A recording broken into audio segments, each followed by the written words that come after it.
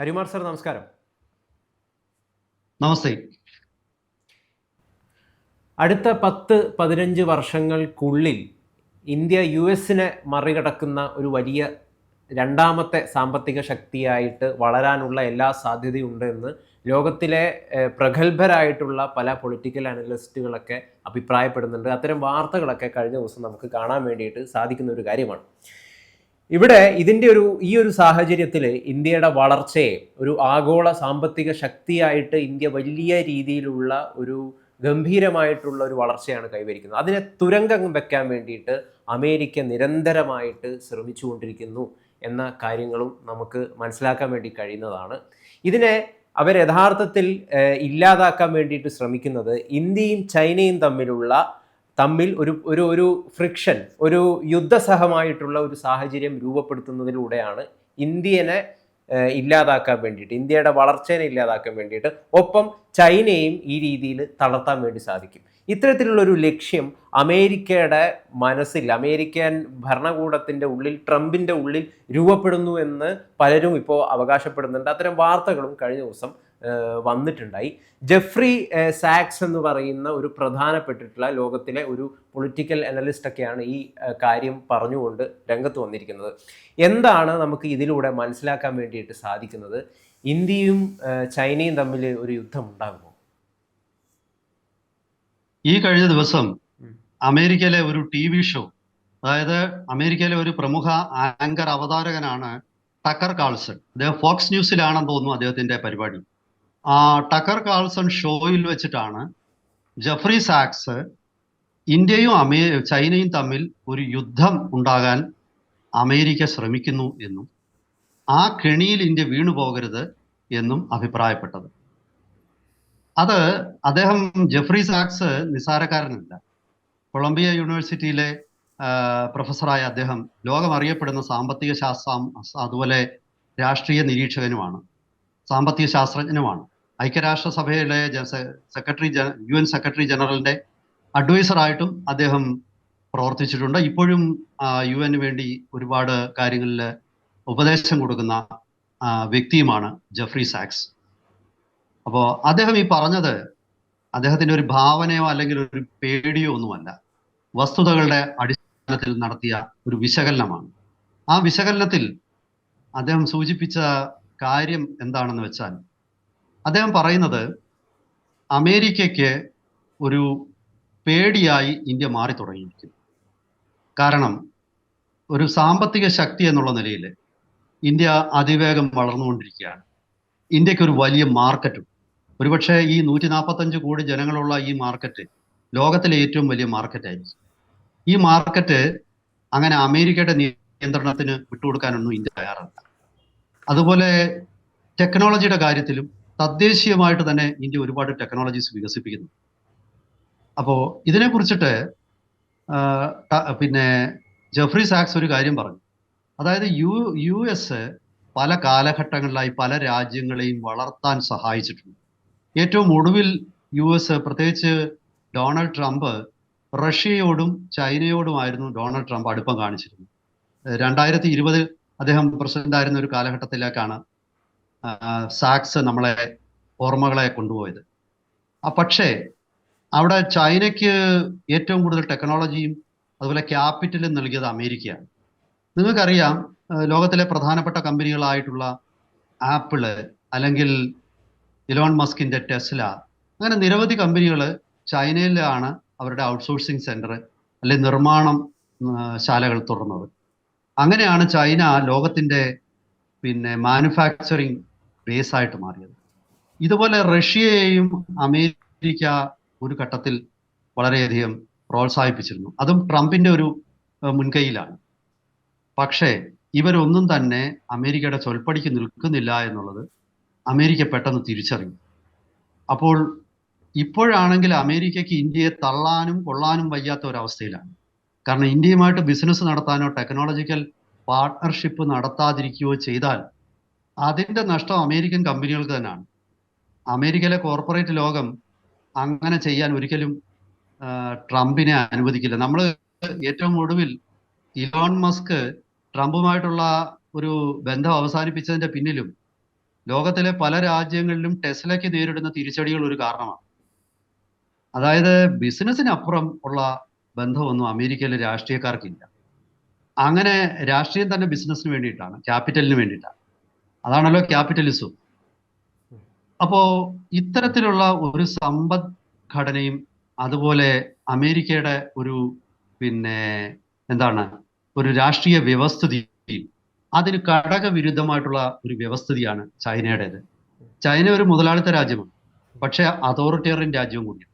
China വളരെയധികം capital കൈവശമുള്ള ഒരു രാജ്യമാണ്. അതായത് ഫോറിൻ ട്രേഡിൽ ചൈനയ്ക്ക് സർപ്ലസ് ആണ്. ഓരോ വർഷവും ഏതാണ്ട് $1 ട്രില്യൺ ചൈനയ്ക്ക് സർപ്ലസ് ഉണ്ട്.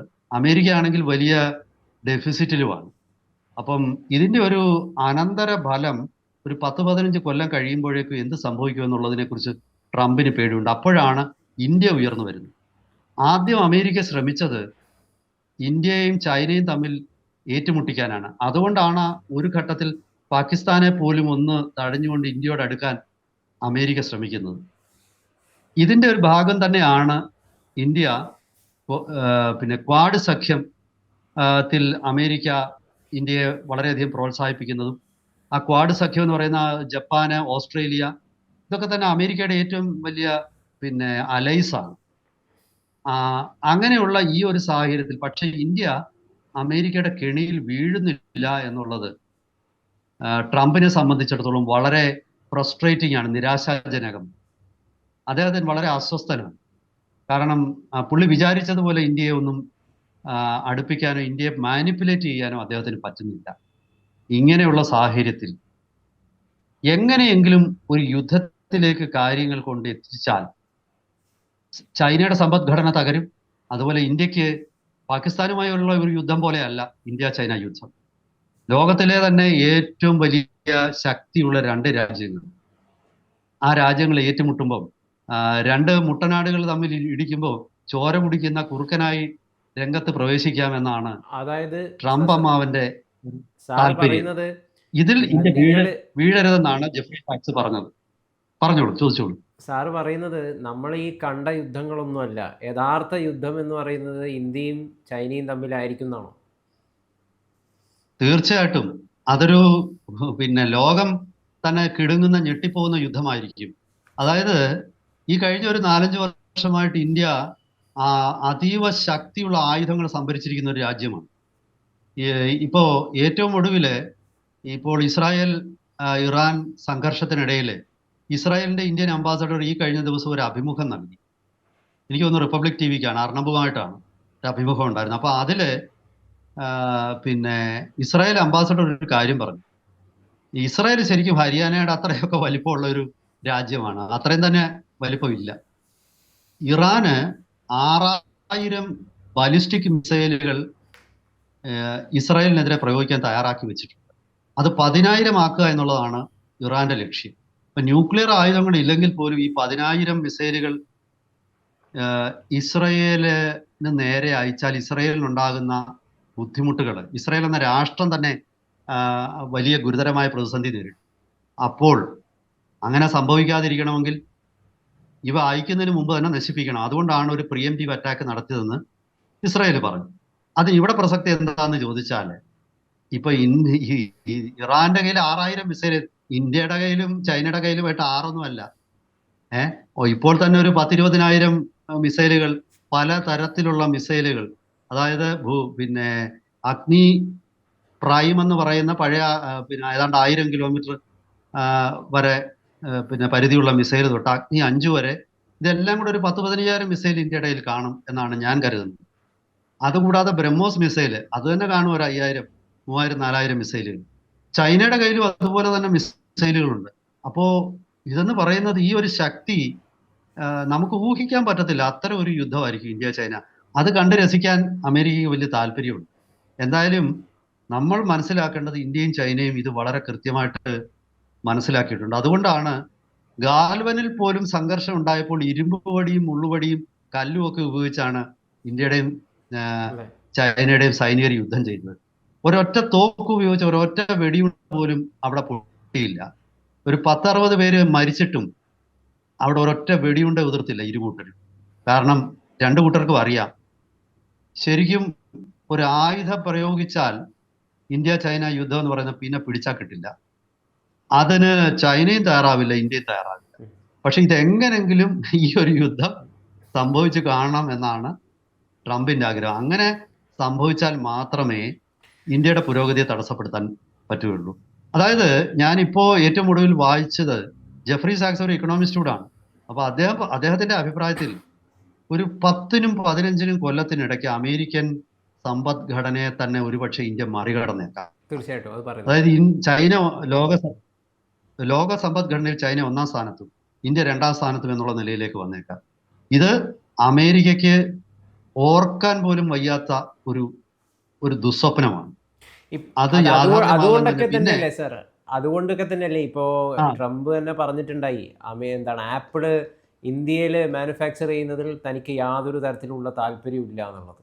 അപ്പോൾ നമുക്കറിയാം, നേരത്തെ ചൈന കേന്ദ്രീകരിച്ചിട്ടാണ് അമേരിക്കൻ കമ്പനീസ് കൂടുതലും മാനുഫാക്ചറിങ് ഒക്കെ നടത്തിയിട്ടുണ്ടെങ്കിലും അത് കൂടുതലായിട്ട് ഇന്ത്യയെ ആശ്രയിക്കുന്ന ഒരുപാട് കാര്യങ്ങളാണ് കഴിഞ്ഞ വർഷങ്ങളിലോ ഒക്കെ നമുക്ക് കാണാൻ വേണ്ടിയിട്ട് കഴിഞ്ഞത്.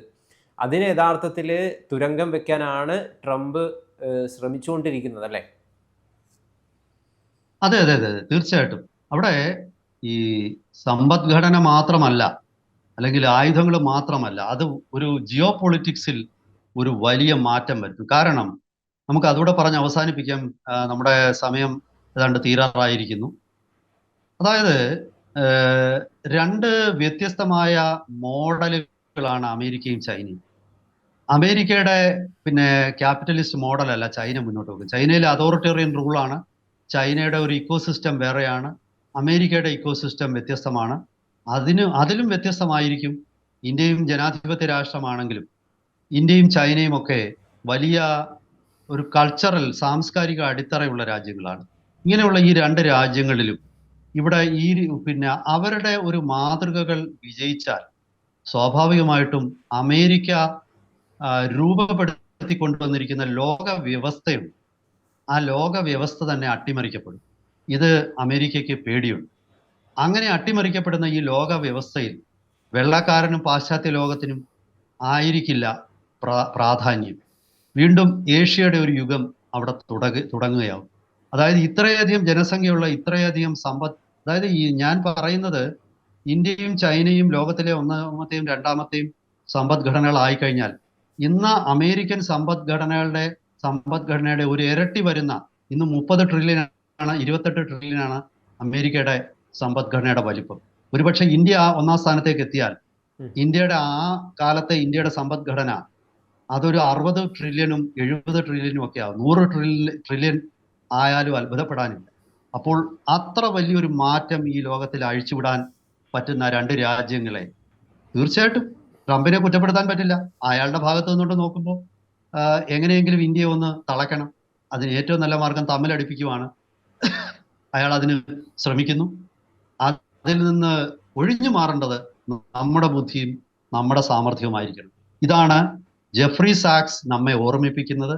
നമ്മൾ ഇതിൽ നിന്നും പഠിക്കേണ്ട പാഠവും ഇതാണെന്നാണ് എനിക്ക് തോന്നുന്നത്. എന്തായാലും വളരെയധികം നന്ദി ഈ വിഷയത്തിൽ പ്രതികരിച്ചതിന്. ഇന്ത്യയും ചൈനയും തമ്മിലൊരു വിള്ളൽ ഉണ്ടാക്കാൻ വേണ്ടിയിട്ടാണ് ട്രംപ് ശ്രമിച്ചുകൊണ്ടിരിക്കുന്നത്. അതിൻ്റെ സൂചനകളൊക്കെയാണ് ലഭിക്കുന്നത് എന്ന കാര്യമാണ് നമ്മൾ ഇതിലൂടെ ചർച്ച ചെയ്തത്. ഇതിൽ പറഞ്ഞൊരു പ്രധാനപ്പെട്ടുള്ളൊരു കാര്യമുണ്ട്, അതായത് യഥാർത്ഥ യുദ്ധം എന്ന് പറയുന്നത് ഈ കണ്ടതൊന്നുമല്ല, അത് ഇന്ത്യയും ചൈനയും തമ്മിലുള്ള യുദ്ധമായിരിക്കുമെന്നാണ്. എന്തായാലും അത് സംഭവിക്കാതിരിക്കട്ടെ എന്നും കൂടി നമുക്ക് ആഗ്രഹിക്കാം. എന്തായാലും ഈ ചർച്ചയിൽ പങ്കെടുത്തതിന് ഒരുപാട് നന്ദി.